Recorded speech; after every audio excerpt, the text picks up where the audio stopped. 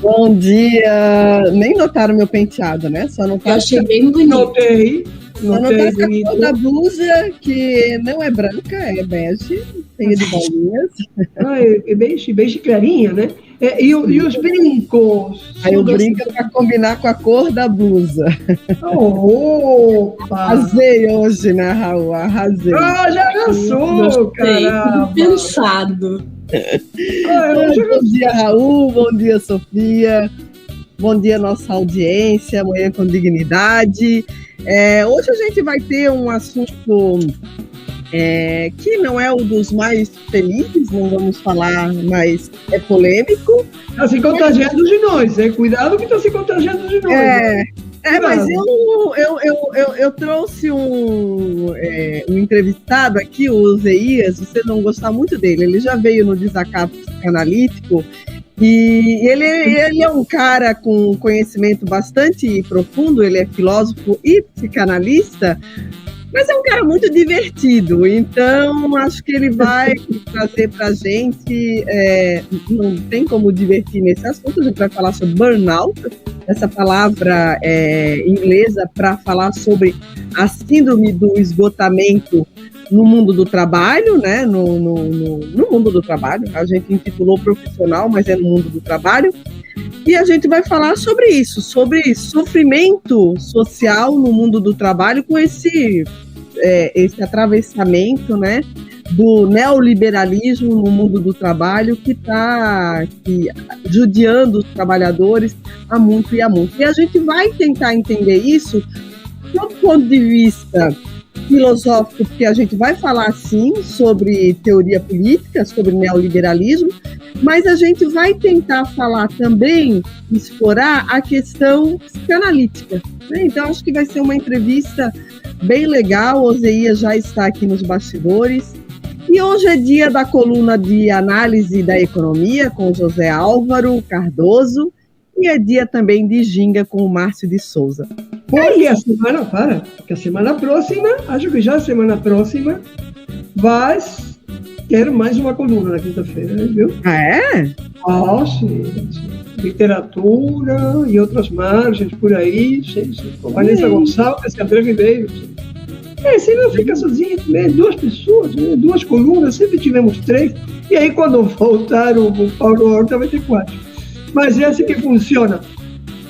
Evânia, depois, 10 horas da manhã, a Sofia Andrade e a Marina Caixeta vão conversar sobre bioinsumos. Interessante. E as novas armas, né, as novas ferramentas do capital, do capitalismo. Você vai falar agora da questão neoliberal, depois vai falar de bioinsumos, e o que está sendo projetado a partir da última aprovação, da renovação da lei de agrotóxicos e suas renovações. E às 11 da manhã, eu não tenho aqui a manchete. Não, gente, não vai ter. Douglas acabou de me avisar que ele foi chamado pela Polícia Federal para um depoimento agora há pouco, porque o Douglas está como representante do HU, né? E aí eles querem falar sobre a ala de queimados do hospital, enfim, às 10h30 ele não poderá, então, estar no seu programa às 11 da manhã. Muito bem, então hoje terminamos um pouquinho mais cedo e começa agora com Evânia Reis. A Eva super legal. Com a Eva começa agora mais uma edição do JDT. Eu volto amanhã, 8h30 da manhã, com nossa diretora-geral, Tarifa Igreja, porque domingo, né, Sofia? Domingo, o Portal Desacato completa os 17 anos de vida, e quem mantém, dirige, sustenta isso tudo é nossa Tarifa Igreja. Bom programa, um beijo, até amanhã. Raul. Vem ouvir, vem falar, venha ver. Tá na hora do JTT. Bom dia! Bom dia, audiência. Hoje a gente vai estar recebendo, já está aqui nos bastidores, Oséias Marcos Padilha, que já é um conhecido aqui da gente.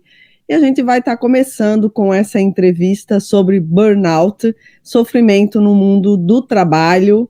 É isso, Sofia, vamos já começar essa entrevista?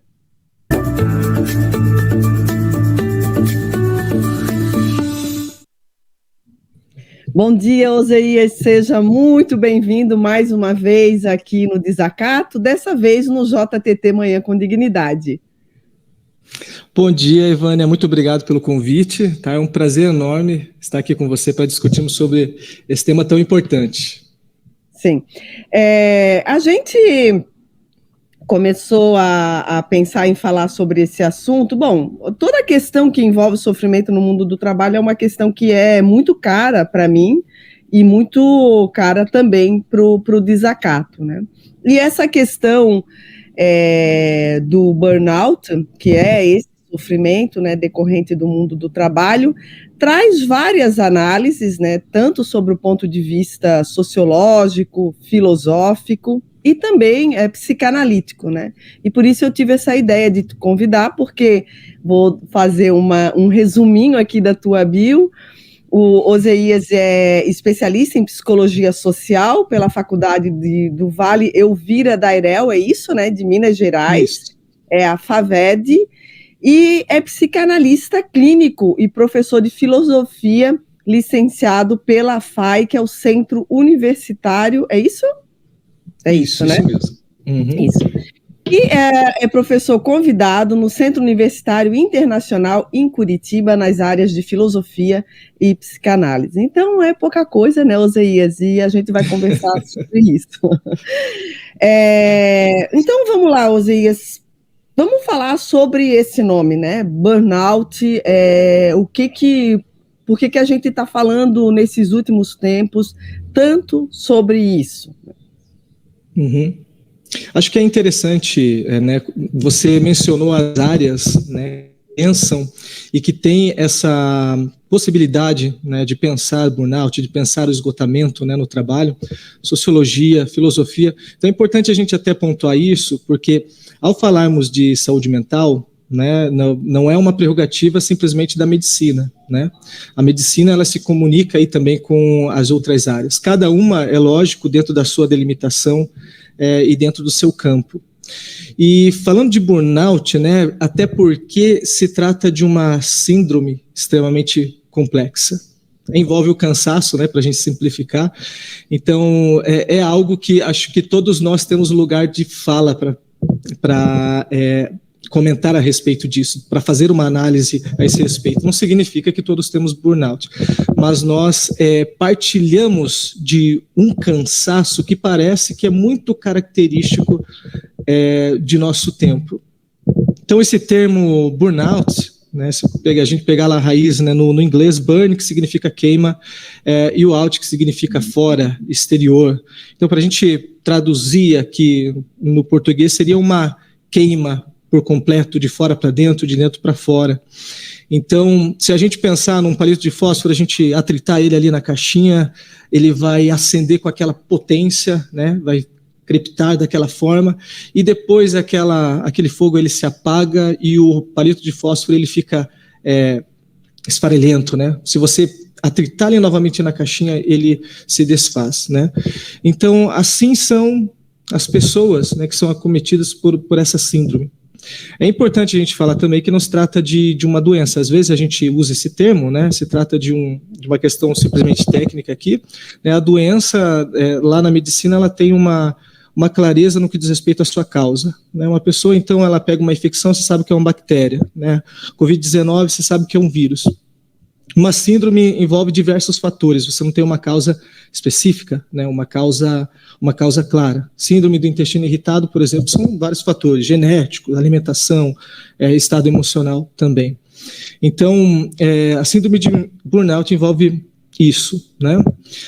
Mas aqui a gente está falando, né, de uma catalogação, isso que é importante, né? A gente está falando ainda em termos de diagnósticos, né? E até mesmo de rotulações.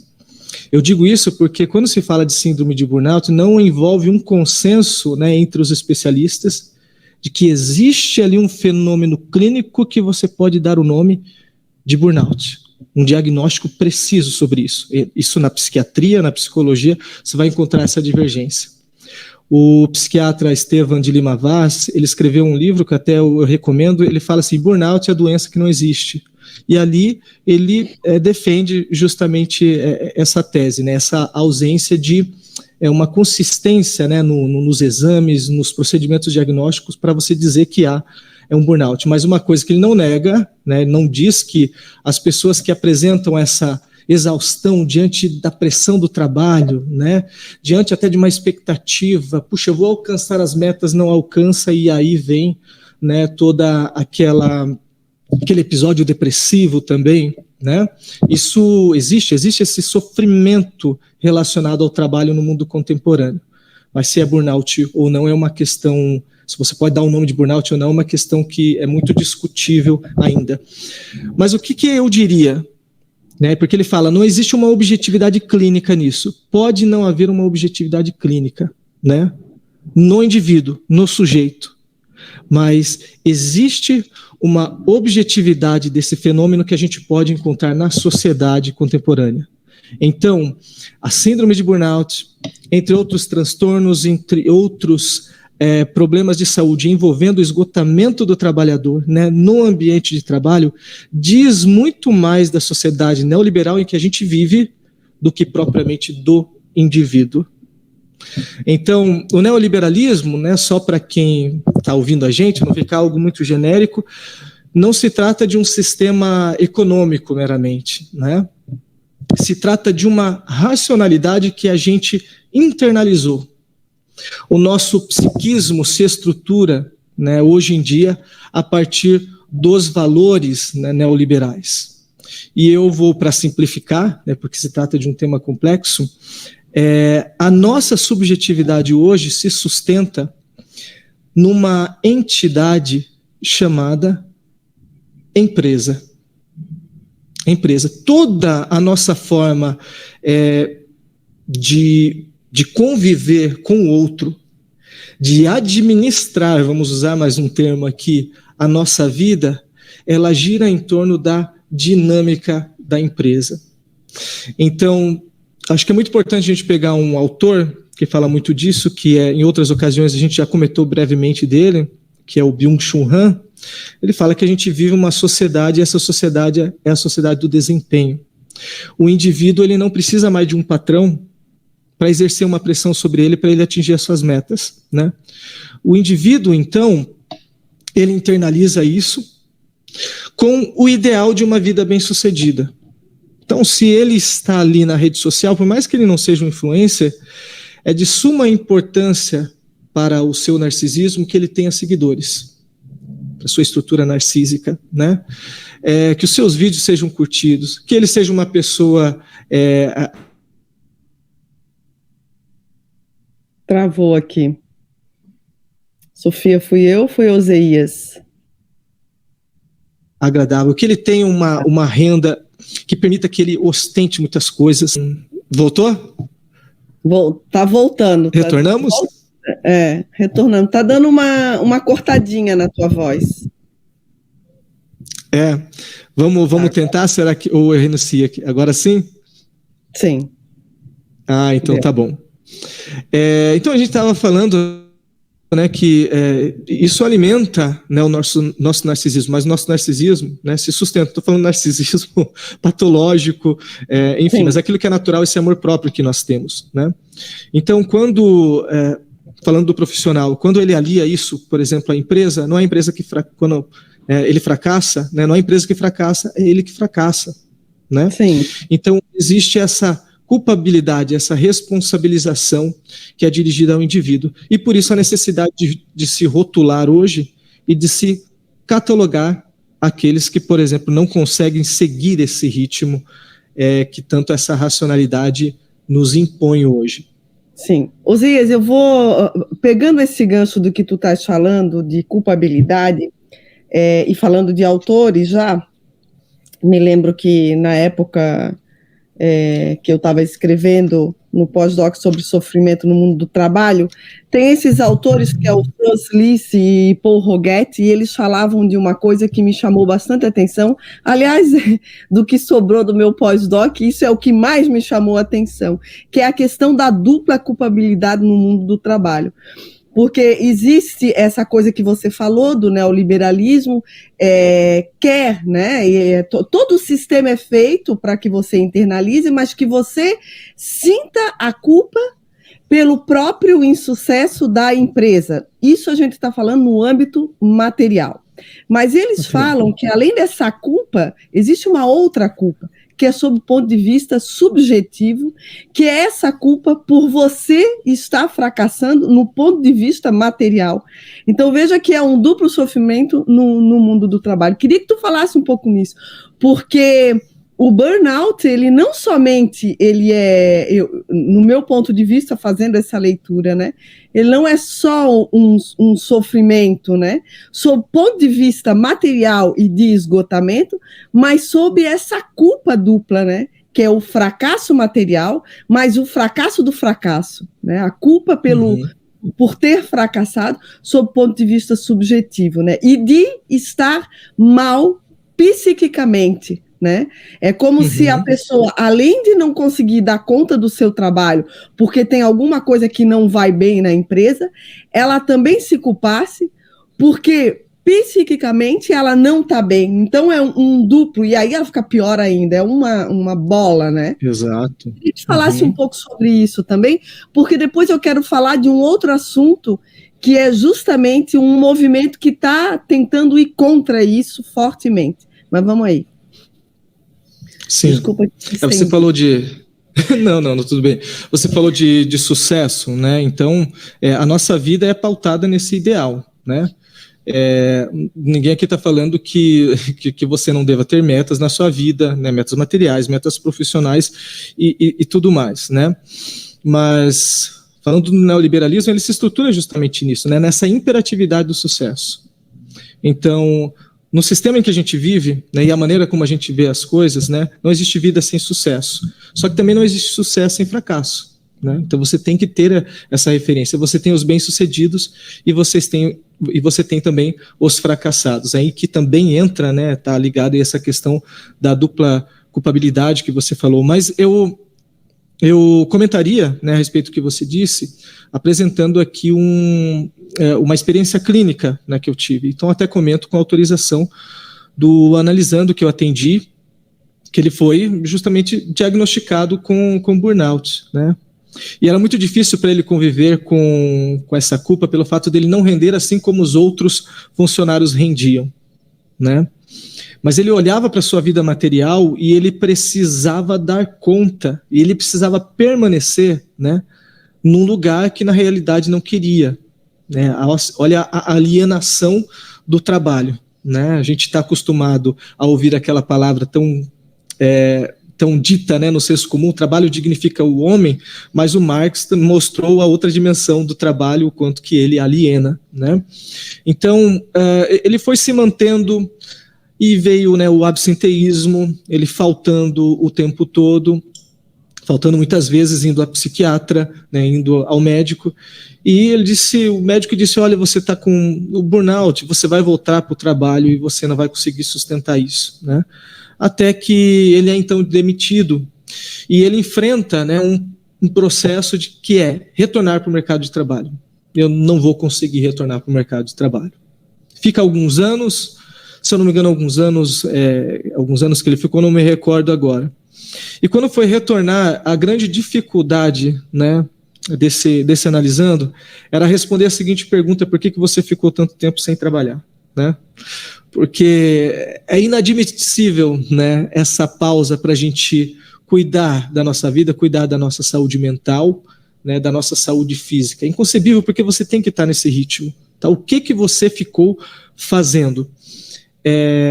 E passou por várias entrevistas, e hoje, né, ele retornou ao mercado de trabalho e ainda convive com esse medo, né, de um retorno, esse medo da repetição, e sempre quando ele se vê diante de uma pressão, é esse fantasma que acaba aterrorizando, né? Então, falando ainda, né, dessa questão do trabalho, é que você me lembrou, né, a nossa cabeça que borbulha, né, de um texto do Paul Lafargue, não sei se você já chegou a ler, O Direito à Preguiça, né? Paul Lafargue, ali no século XIX, ele elogia a preguiça de uma forma muito provocativa, porque a preguiça era um pecado capital, né, que foi classificado lá pelo Papa Gregório. E ele diz assim que no nosso mundo não existe ídolo mais incoerente do que o trabalho. Então, em nome do progresso econômico, ele diz, economistas, padres, né, religiosos e especialistas em geral defendem o trabalho como o sentido da vida humana.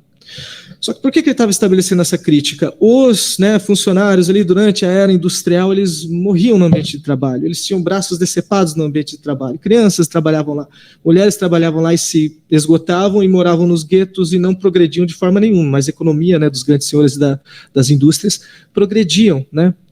E é engraçado que hoje nós temos muitos dispositivos tecnológicos que poderiam facilitar a nossa vida. Aqui a gente está conversando, por exemplo, né, via internet, né? A gente tem o WhatsApp, a gente tem tanta coisa que facilita a nossa vida, até mesmo os professores, né, que estão na categoria lá de profissionais que são mais acometidos aí também por burnout. Você não tem mais o livro de chamada em algumas localidades, né, que é aquele livro que você vai preenchendo manualmente, você tem digital, então isso facilita muito. Mas por que nós ainda estamos tão cansados? E por que nós ainda trabalhamos tanto? Então, isso se refere... Justamente essa questão do virtual, ele acelerou mais ainda as nossas demandas no mundo do trabalho. Veja aqui a nossa estrutura. Uhum. Antes, a gente fazia as entrevistas presenciais, a gente se encontrava no nosso jornal, na nossa sede. Eu me lembro as primeiras entrevistas que eu dei para o Desacato, o Raul Fittipaldi me esperava lá com outros entrevistados, a gente tinha uma salinha em que tinha rádio, em que tinha todo aquele cenário, mas para eu chegar até lá, eu levava um tempo. Se você pega o ônibus, você pega o seu livrinho e fica lendo no ônibus. Se você pega o metrô, você pega o seu livrinho, ou senão você conversa com alguém. Aí você vai no centro, aí depois da entrevista você toma um café com alguém. Agora não. A gente está querendo, claro, voltar, mas pós-pandemia isso piorou mais ainda, porque Raul está na sua casa, Sofia está na sua casa, eu estou aqui, e a gente, terminando aqui, cada um tá ali no WhatsApp resolvendo as questões. Raul vai estar preparando já o programa para amanhã, Sofia já vai estar preparando um monte de coisa, a Rosângela já está pensando na pauta, e a gente não se encontrou para tomar o cafezinho, a gente não leu o livro no ônibus, a gente não fez nada disso. Então, isso aí é um exemplo nosso, assim, multiplicado por... Mas queria aproveitar isso para falar sobre isso que você falou, que é o direito à preguiça e desse movimento que está surgindo no mundo. E é engraçado que a BBC Notícias, notícias mais escritas, né? Ela nas 2 semanas que se seguiram, ela falou sobre o burnout, e na mesma semana ela falou sobre slow living, vivendo devagar, né? Justamente essa questão também do mundo do trabalho, que tem um movimento enorme. Isso também tem nos Estados Unidos, pessoas que começaram realmente a pensar, bom, eu vou parar, porque não está fechando, eu estou trabalhando demais para pagar as minhas contas, no dinheiro que sobra eu não consigo nem ter tempo para me divertir, porque eu trabalho tanto, e tem esse movimento. Você acha que esse movimento... Outra coisa também, esse movimento do parar, eu me lembro que uma vez eu estava assistindo um seminário uma aula com o Zizek, e o Zizek falava, fazer crítica ao capitalismo hoje não é ir para a rua, é não fazer nada. Isso é crítica ao capitalismo neoliberal. Excelente. Eu queria que a gente falasse um pouquinho sobre isso. O ócio... O não fazer nada é uma grande heresia do nosso tempo, né? E se você parar para pensar, é muito interessante quando nós passamos nas ruas e vemos aqueles artistas de ruas, né, tocando seu violão e colocando o chapéuzinho ali, né, algo extremamente prazeroso. Você vai observar, né, que algumas pessoas vão ali, deixam o dinheirinho, outras olham meio torto, né? Até com uma certa aversão. Aquele homem ou aquela mulher, eles poderiam estar trabalhando, né, ao invés de estar ali, ou sentado assim na beira da calçada. Então, é um impulso que nós temos que na realidade revela, né, para pegar o termo em latim, revela essa invídia, né, que nós traduzimos por inveja, né, presente no nosso psiquismo. Esse olhar torto, invídia em latim significa justamente isso, porque é uma postura, né, que na realidade tenta disfarçar, né, um desejo em relação ao que nós queríamos realmente estar fazendo, né? A gente queria estar vivendo aquela paz, né, e vivendo aquele prazer que aquela pessoa está sentindo, mas eu não posso, eu estou na correria. Então, o que você me fala, e esse movimento também, Slow Living, me lembra muito, né, falando aqui de cinema, né, de um filme que eu estou trabalhando com alunos do 2º ano do ensino médio, que é O Preço da Manhã. Eu achei sensacional o filme, a maneira como ele trabalha a nossa relação com o dinheiro e com o tempo. Porque, na realidade, o verdadeiro capital, né, que nós negociamos no neoliberalismo é o nosso tempo, é a nossa vida, né, não necessariamente o dinheiro.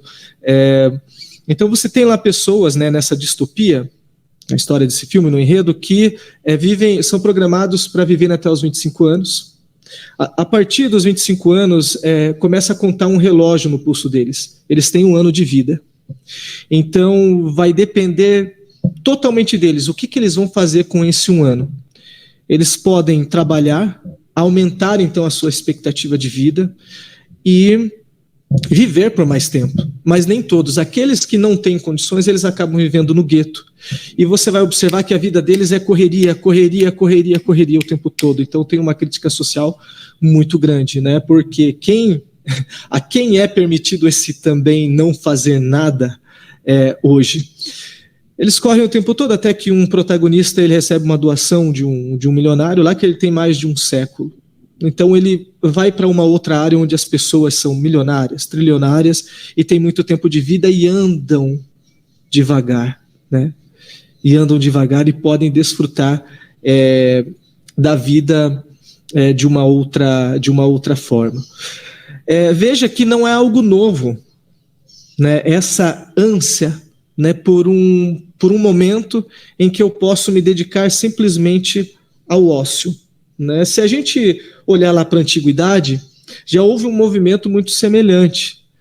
Lá na Grécia Antiga, né, no período Sócrates, Platão e Aristóteles, quando a polis grega estava lá no auge, era uma correria imensa, né? Você via pessoas reunidas negociando na praça, outras pessoas negociando no porto, outras pessoas fazendo assembleia, discutindo sobre política, filosofia. Então, a Grécia Antiga, Atenas, era uma loucura nesse sentido. Então, por isso que Sócrates, né, era esse filósofo muito incômodo que eles chegaram a matar ele, né? O cara só queria saber de filosofar e conversar com as pessoas a respeito da virtude, da verdade, da ética. Só que depois, quando tudo isso passa, né, e Alexandre o Grande promove toda aquela revolução, né, e estabelece o seu império, surgem os estoicos. E daí os estoicos dizem assim, não quero saber nada não de política e dessa correria. Vamos nos retirar para um jardim onde a gente possa refletir a respeito de nós mesmos e possamos estabelecer essa conexão com a natureza e alcançar a ataraxia, que era a tranquilidade da alma, né? Então, defendiam viver sim uma vida prazerosa, né? Mas a partir daqueles prazeres que não viessem a causar uma dor futura. Então eu vejo muito desse estoicismo, né? Eu vejo muitos adolescentes também, acho interessante, falando comigo a respeito do estoicismo. Professor, eu achei interessante, né, porque existe realmente essa ânsia, né, por uma vida mais tranquila, por um fazer nada, e que ela não tem espaço no mundo contemporâneo.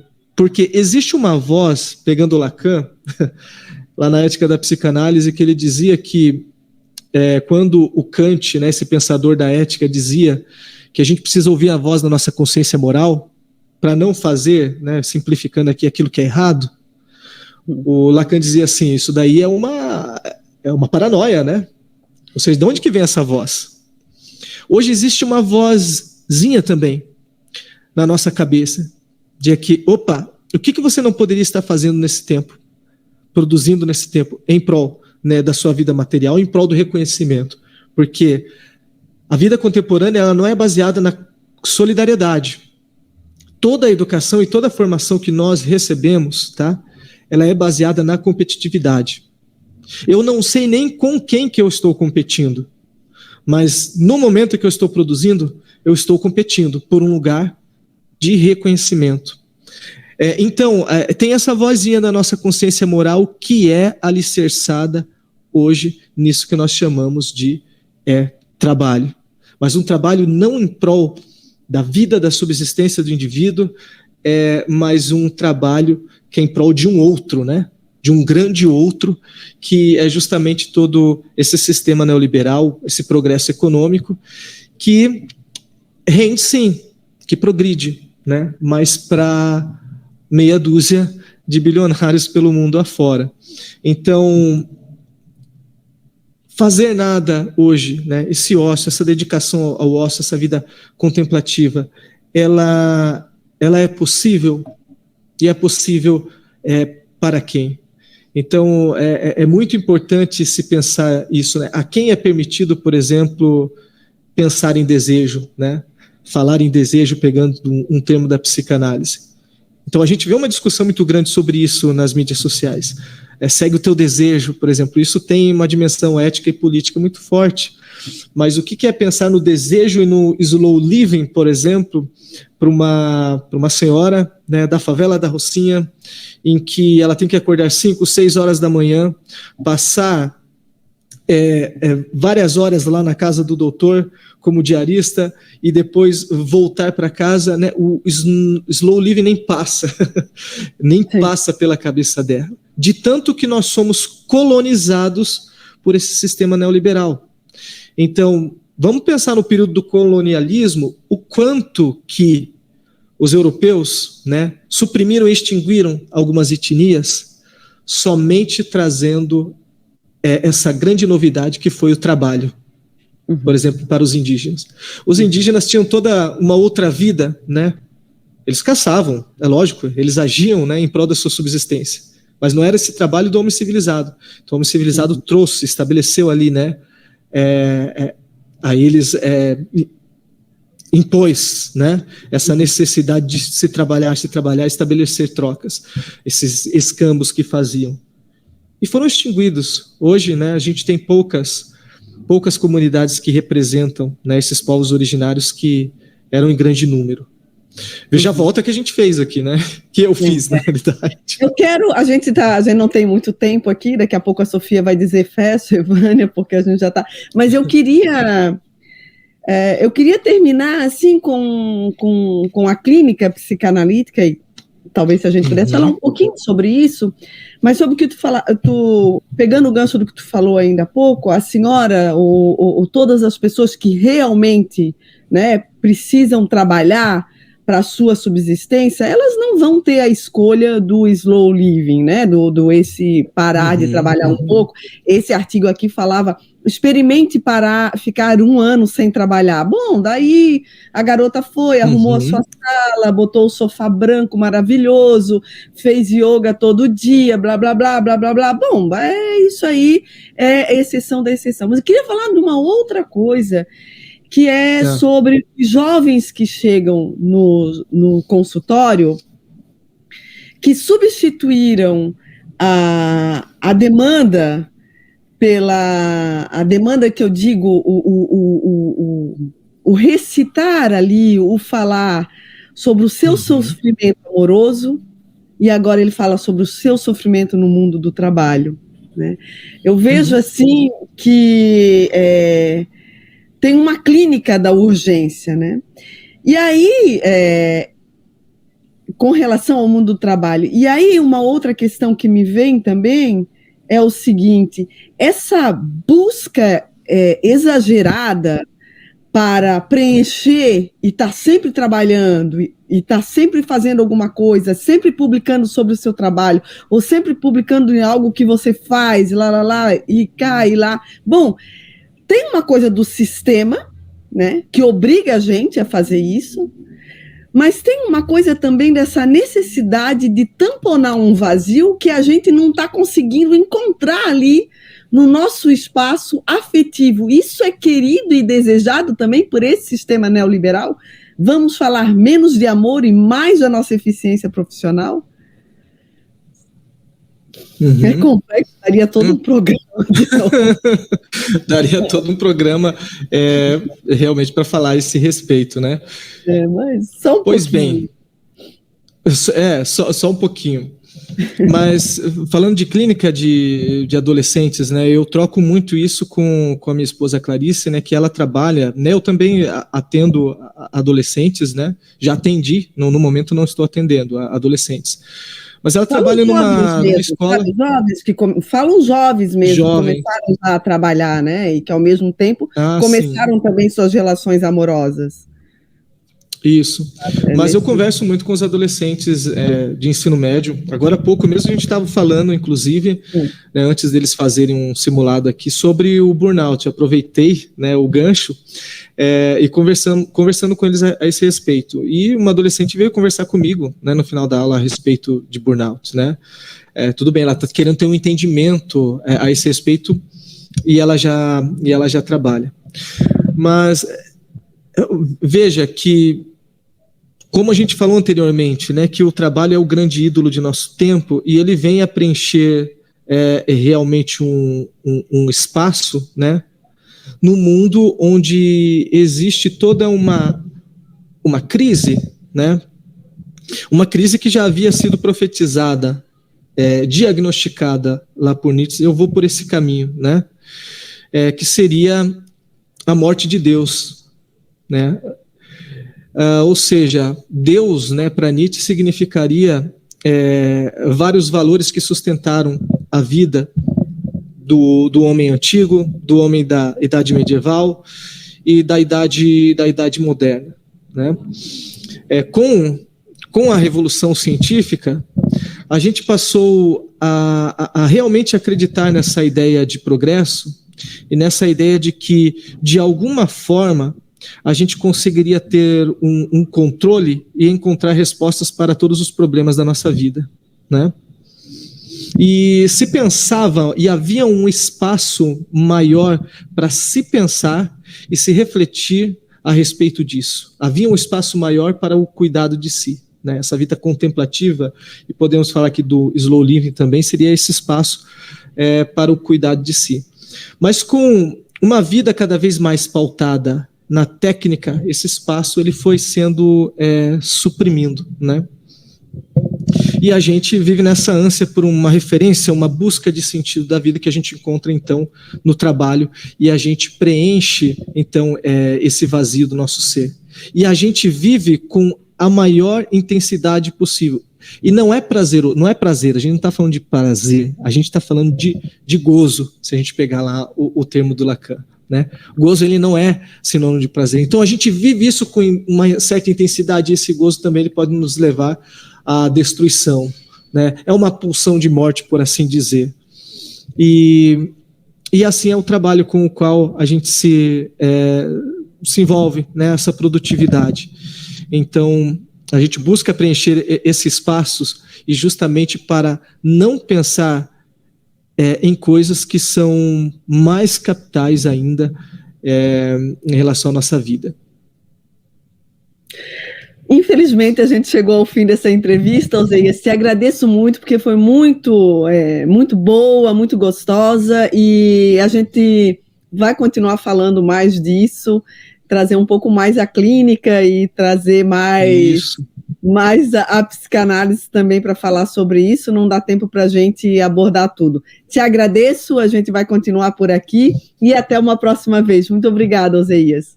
Até, o prazer foi todo meu, viu? Um abraço para todos. E a gente continua, né, Sofia? Vamos lá com José Álvaro.